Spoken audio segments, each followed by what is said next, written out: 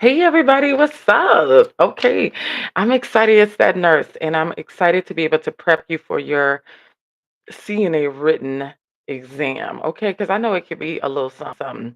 My name is Laura Williams, and I am the program director and CEO of Williams Career School of Excellence. And I'm going to actually type that in, so you might hear me typing on the screen here because I want you to know, just in case you know somebody that's in the San Marcos, Texas area, because in the state of Texas, we do it big. It's a lot of us nurses that are providing CNA training education. And some of these people I consider my friends.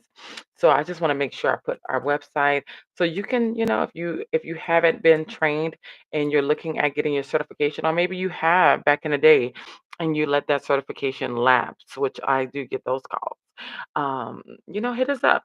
Um, yeah, hit us up. I won't spend much time on it. I was about to go on a little tangent about every 2 years you need to renew your CNA certification, y'all. So one of those things I did is I kept up with that because I worked too hard to lose it. Okay, they had to tell me to let it go when I became a nurse because I kept everything, my CNA, my medication aid. I kept renewing all of it, even though I was a nurse. I became a nurse. I was like, I've earned every bit of this. Okay, for those that don't know a little bit about me, I have been in the industry since I was 16. I became a CNA at 16 and I loved every bit of it.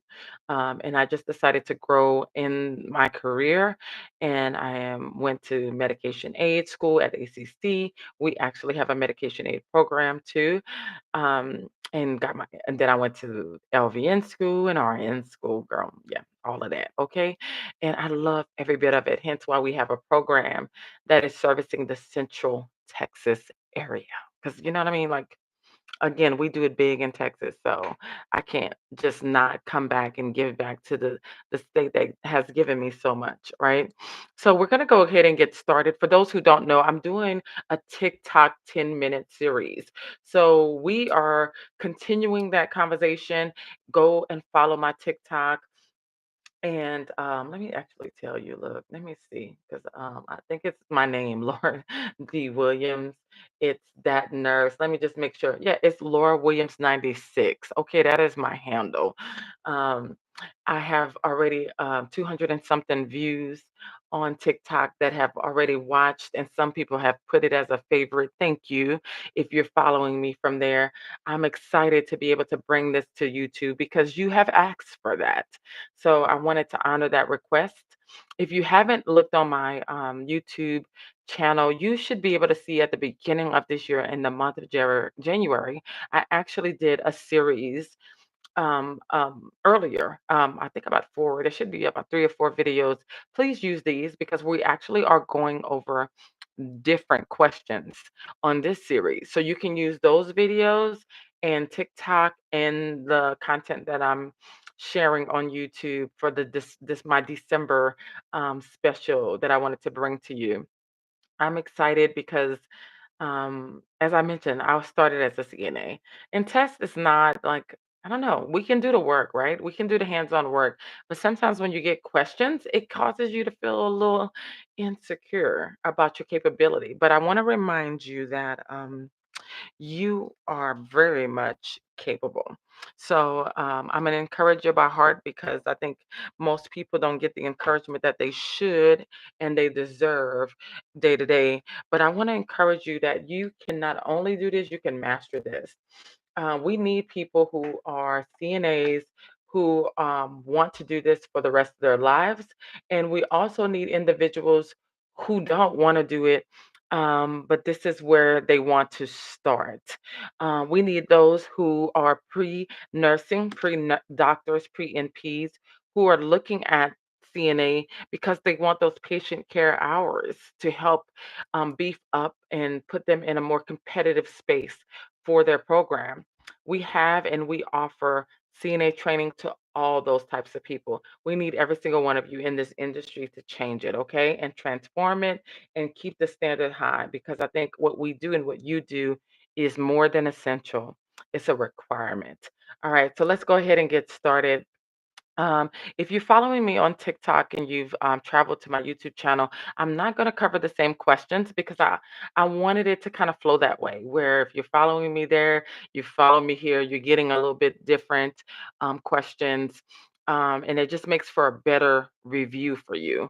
And again, as I mentioned, there are also another review that I did earlier in the year, again, with different set of questions. And this is intentional because I want you to utilize all of this to help you be successful on the state exam. As a nurse, I looked at I had a few followers, people that I followed rather, that really spoke the language that made things make sense to me. And I used them to study for my board exam. So I'm hoping that I will become that to you, that you begin to share me with your friends and you hear my voice on your ride, on your car ride. I used to commute back and forth out of a town to another city from both of my nursing programs. And I'm telling you, those influencers who shared their nuggets, I listened to them. All right. They were with me for breakfast, lunch, and dinner. And I'm so thankful for them for what they did. So hopefully I can be that for the CNA world. All right, so we're going to go to this next question, and it is a good one because I see some answers in here that I believe that maybe will trip you up. So let's go ahead and get started. It says, while the nurse aide tries to dress a resident who is confused, the resident keeps trying to grab a hairbrush. The nurse aide should. All right. So just to put it in my own words, a nurse said you're coming in, you are trying to assist this resident to get dressed for today. The resident is confused, and I would consider confused a keyword. All right. So I would consider confused a keyword because the resident being confused makes the answer unique in how you would approach this. The resident keeps trying to grab a hairbrush. And why does that matter that this resident is confused and they're trying to grab a hairbrush? It matters because a resident who doesn't have confusion will probably give you the, focus on the task at hand, which is getting dressed. Makes sense? If I'm confused, then I'm not understanding that the focus is getting dressed. I'm focused on what I'm focused on, right? So, what should the nurse aide do? Is what the question is asking. Should you put the hairbrush away and out of sight? That's option A. B, give the resident a hairbrush to hold. C, try to dress the resident more quickly. Or D, restrain the resident's hand. Now, y'all, I'm gonna just go on and let you know D better not be your choice, okay? Because we don't restrain no one. It is against the law to put your hands on anybody, okay? So we're not gonna do that, and you're not gonna do that, right? Because you're becoming an excellent healthcare provider and professional. We don't put our hands on anybody. So we're gonna eliminate D, and I don't think I need to expound on why any longer. So we don't have D no more. So sometimes it's a test strategy option. I think it's good to eliminate the obvious wrong answers. Now, if you're unable to identify what is wrong, I don't know. We're gonna talk about that. Let me just focus on this one is an obvious wrong, so we're not even gonna do that. And why this is important, and this is a good test taking strategy, is because it causes your brain to focus on the things that you deem as a potential option. So we're gonna eliminate D. All right, I'm gonna go to C. C says we're gonna try to address the resident more quickly. I would love to see you tell me why this is not a good option. And the question informs us of why. Because number one, what is our keyword? The resident is confused. So if I came into this resident's room and I assisted them with dressing, and because they were focused on something else, and I just tried to rush through that, because that's what more quickly is I'm rushing. Do you think this would add to the confusion of the resident? And the answer is a big whopping yes, right? You're going to just confuse and agitate the resident even more because again their focus is on the hairbrush. Okay, so we're going to eliminate C. So now we have two options, which is A, put the hairbrush away and out of sight, And B, give the resident a hairbrush to hold. You can see why the process of elimination of the obvious wrong answers is a good test taking strategy, because now you don't have to be distracted with two other options. You only have two to focus on. So again, let's focus on this resident being confused. So let's look at option A. Do we think putting the hairbrush away and out of sight would alter or change anything? And maybe you would say yes. I like to be able to give these reviews and lean to both sides, because number one, been in this industry for about 23 years.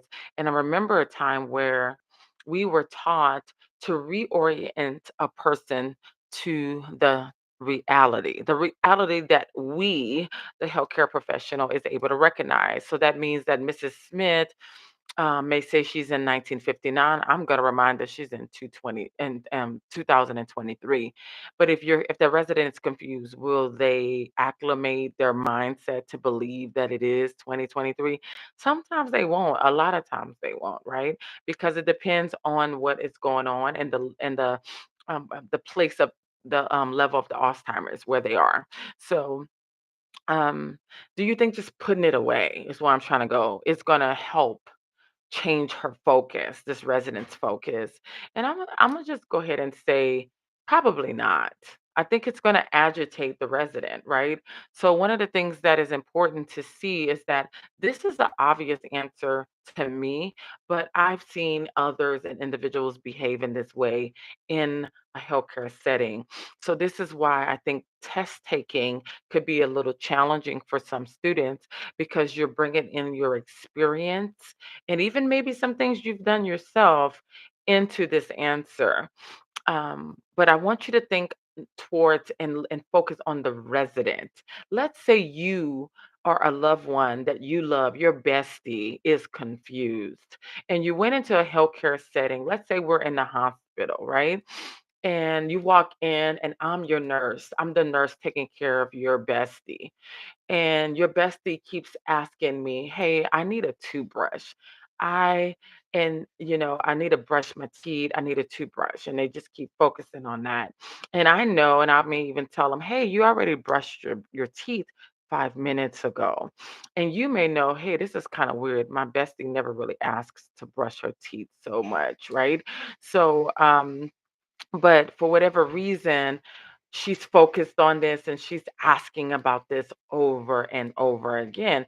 So you know your bestie is not behaving in a way that is her normal. But let's say I'm just getting a little agitated, right? And I'm not patient with your bestie. And I'm like, "Look, I'm just not gonna give you no toothbrush." Would you appreciate that? Like, let's just be honest. Would you actually appreciate that I would overlook that focus? Or would rather me give her a toothbrush and allow her to brush her teeth again?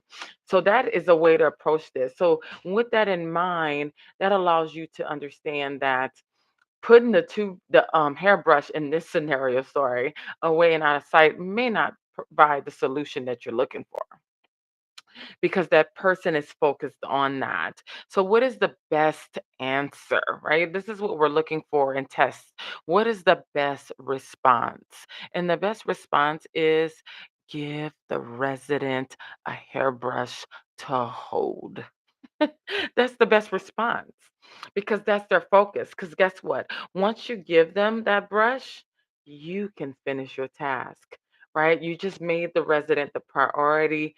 Yes, it felt a little inconvenient, but the resident has now been validated. Your bestie, if I just say, "Okay, let me go get you another toothbrush to brush your teeth," she's going to feel more safe and comfortable with me being her nurse for the rest of the shift. All right. Everybody got that? Let me know if that helped you understand why B was better than A in this scenario. Okay.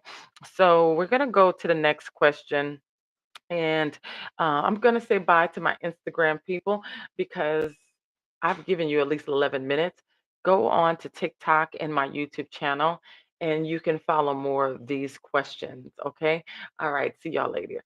All right. So let's go ahead and get started on the next question. My next question is 7. It's going to be a resident who is lying in bed suddenly becomes short of breath.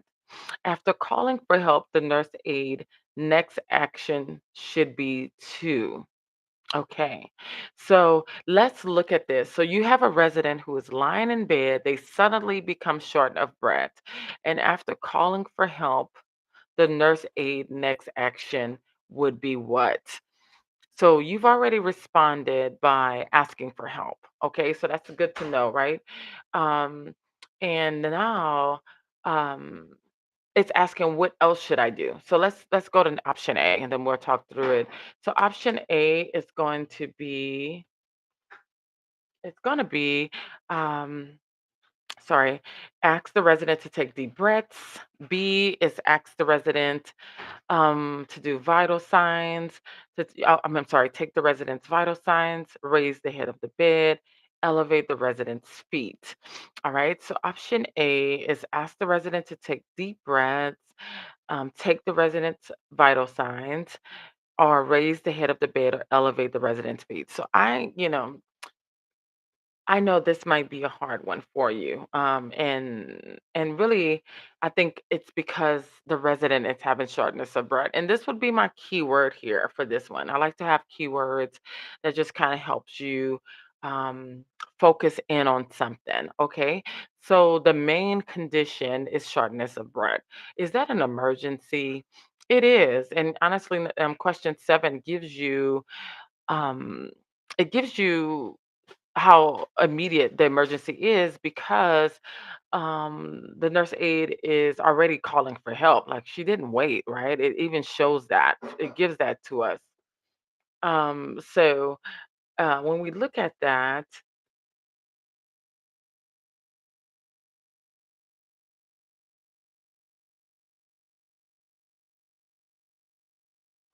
okay, sorry about that. So that lets us know that this is an emergency because the nurse aide literally like hurry ups and asks for help. So the question is, what else could we do to help alleviate or decrease her feeling or the shortness of breath? What can be the next best thing to do?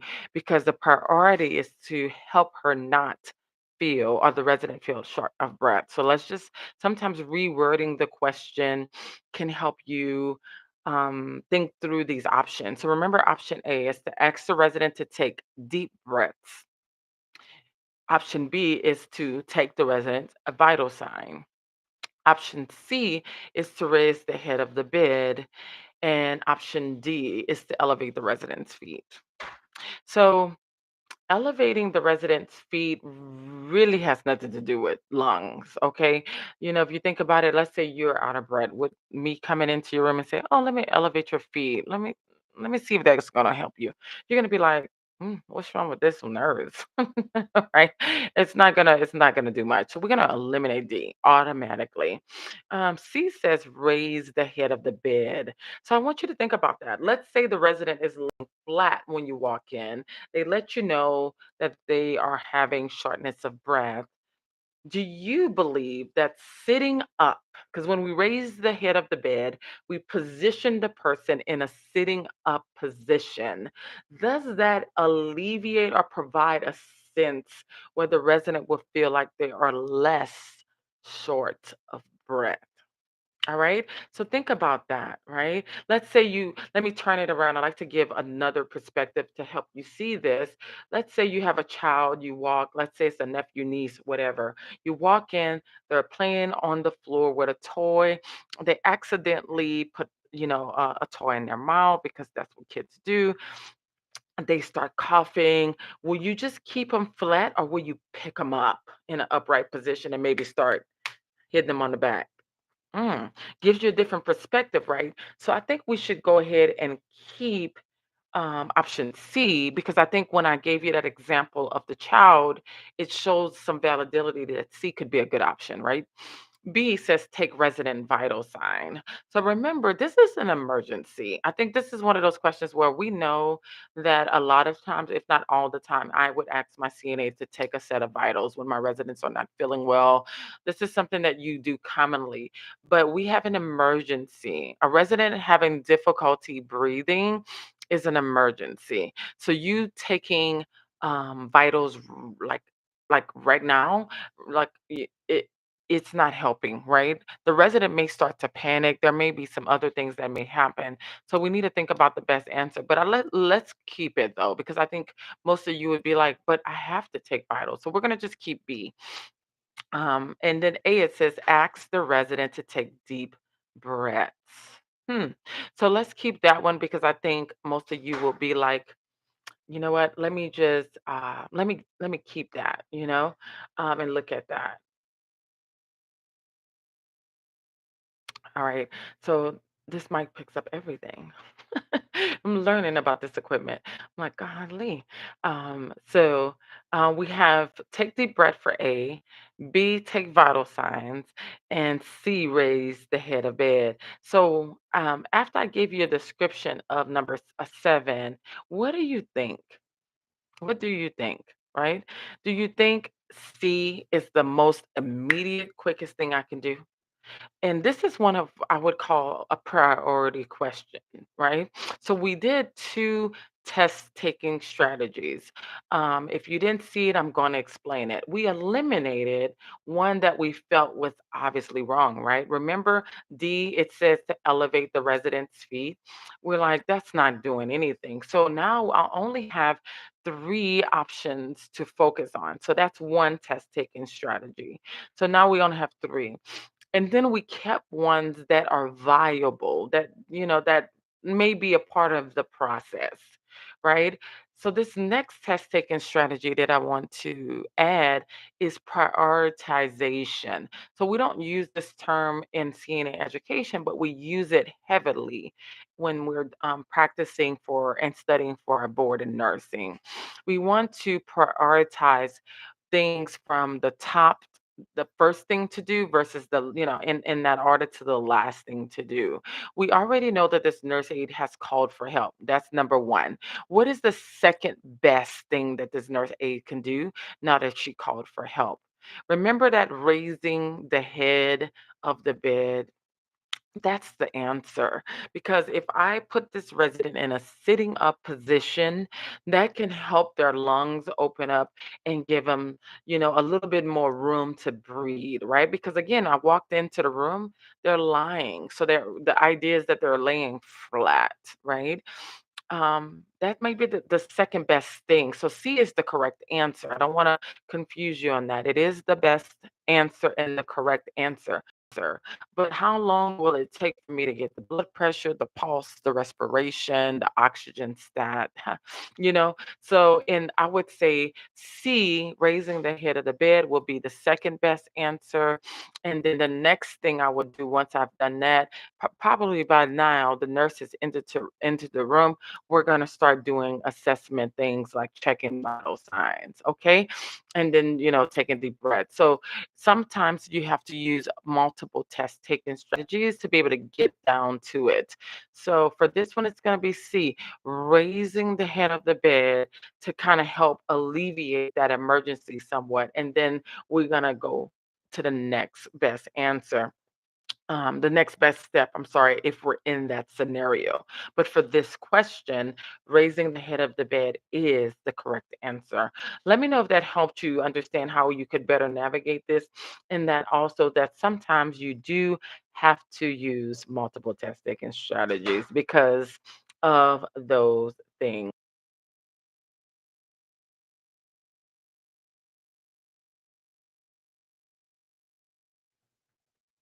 All right. So we're going to go ahead and look at the next option, and then I'm going to let you go because I don't want to. I want you to maintain your engagement. And even though we may not be going through 50 questions during this review, remember the goal is to number one, Keep reviewing and taking tests if you have availability to do that. Retake any test you've taken in our program. If you're one of our graduates, that is my test taking strategy. Retest yourself over the information. Reading the whole entire book two and three times is really not going to do it, okay? Because you won't be able to do all that. It's just too much. It's overwhelming. You just need to retest yourself and do a focus study. Now, the review, my focus is to give you strategies, right? Use content and questions that are directly related to the state exam for CNAs. So you can use these different strategies to help you get to the specific answer. All right. Our last question says a resident who has cancer is expected to die within the next couple of days. Nursing care for the resident, this resident should focus on.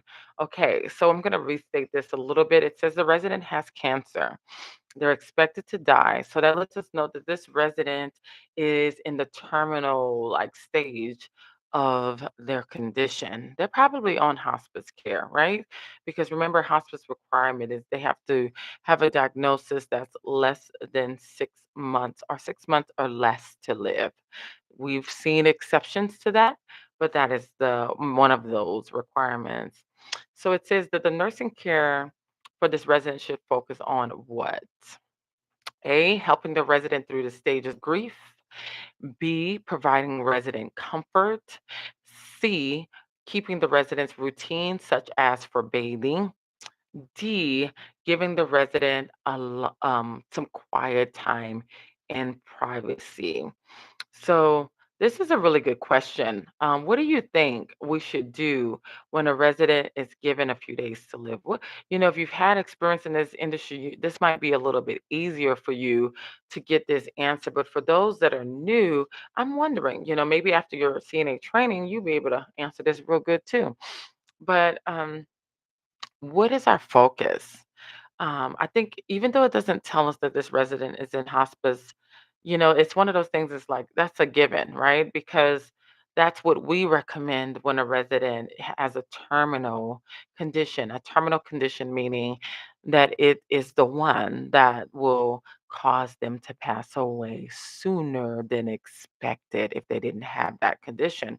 So, what is the focus for us in our health and as healthcare professionals when a resident is actively dying?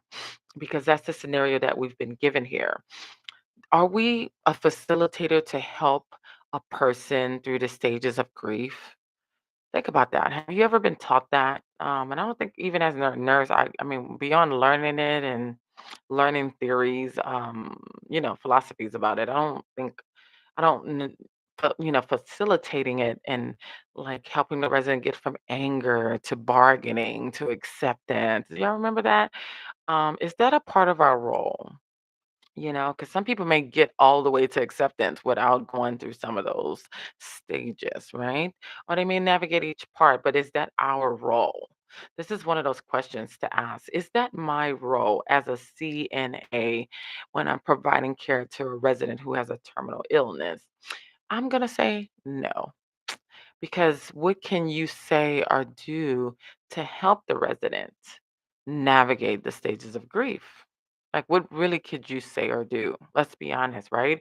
There's things that will inform a resident of maybe how to navigate the grieving process, their culture, their faith, their perception, all of those things, unfinished business with family members and siblings and children.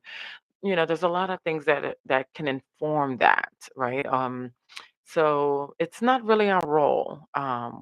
We're there to provide support if they're verbalizing the anger and the bargaining, but how do we help in that regard? It's a better question. Sometimes you got to ask the question a question, right? So B, do we provide comfort to the resident?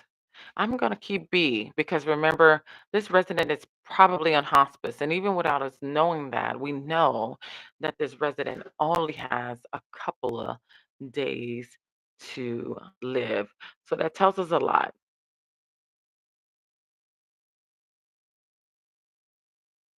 All right, it tells us quite a bit about the scenario. So we're going to keep B, keeping the residents' care routine, such as for bathing. You know, is that something that's a priority? Right here it goes with priority. What is a priority for a resident who is actively passing? Is it keeping a routine? I don't know if that's a priority for us at this point.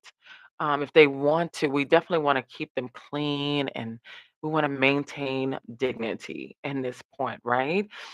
We may do bed baths and make sure their face looks good and their room and their body and they're comforted, right? I'm kind of giving you some clues here. Um, and do we give the resident a lot of quiet time and privacy? That seems a little counterintuitive in this stage because I don't know, unless the resident is telling you they want to be alone, I don't know if that's something that you should initiate, you know?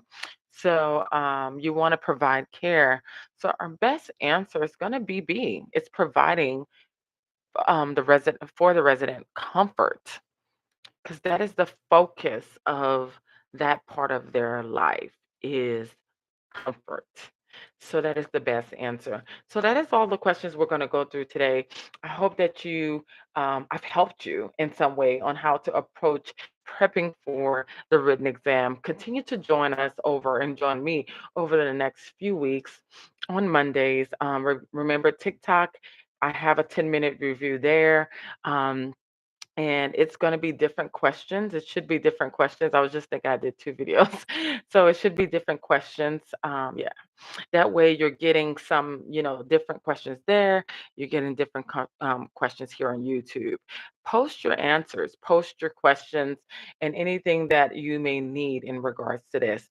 If for whatever reason you have not been successful on this exam, please reach out to me. All right. We do have a review course that you can take that will give you access to exams that you can test yourself on, and then you can do a focus study. If you want specific time with me, then there's a time to do like a coaching class or one-on-one session we can do together. Maybe we can do a group session with other people who may be in the same boat. But definitely, post a comment. Let me know what support. Let me know how this helped you. Is there a question in how I approach thinking about it? Did it make you think about it in a way that you never thought about it? Tell me if you would have answered any of these questions differently, right? Because that helps me understand how to help you think through this test because you can do this, okay? You're very intelligent and capable. But also intelligent and capable people need tools. It is what it is. We need tools and strategies. I needed tools and strategies, and I still do in a lot that I do. So I want to be able to be that for you. It's that nurse, and I'm excited to be able to see you tell me that you've passed your written CNA exam. I'm sorry for any background noise. As again, my daughter has this equipment, and I was like, let me play with this toy today. Let me see how it works. And I'm realizing that it picks up a lot of stuff in the background. So I'm gonna have to help her figure out a little spot. But I'm excited to be able to support you in this journey. This gives me joy because again, coming from a CNA world and also knowing that being able to do something and accomplish something that you haven't thought that you could before. Man, it just does what it needs to do. So I'm going to cheer us out because I'm being funny. I just have to have fun with this. Y'all have a good one.